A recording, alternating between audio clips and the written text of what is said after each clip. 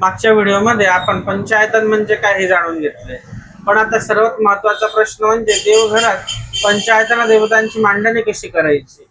कारण शास्त्र सांगते की देवतांची स्थापना योग्य पद्धतीने झाली तर पूजेचे पूर्ण फल प्राप्त होते.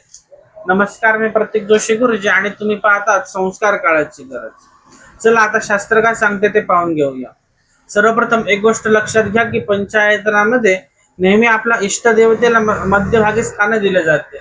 त्यानंतर उर्वरित देवतांना विशिष्ट दिशेंना स्थान दिले जाते.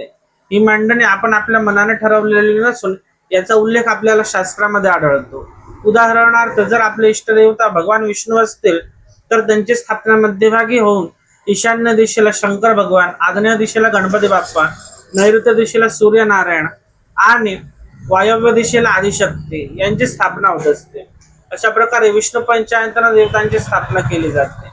इथे एक गोष्ट विशेष लक्षात ठेवण्यासारखी आहे की ही दिशा आपण ज्या देवतेला मध्यभागी ठेवतो त्या देवतेचे मुख पूर्वेकडे आहे असे गृहीत धरून सांगितले गेलेले आहे. म्हणून देवतांची मांडणी करताना हा नियम समजून घेणे आवश्यक आहे. म्हणून देवघरात देवांची स्थापना करणे पुरेसे नसून त्यांची योग्य पद्धतीने स्थापना होणे महत्वाचे आहे. जर तुम्हाला अशाच शास्त्राधारित माहिती हवी असेल तर आमचे शास्त्र काय सांगते ही सिरीज नक्की फॉलो करा आणि संस्कार काळाची गरज हे चॅनल सबस्क्राईब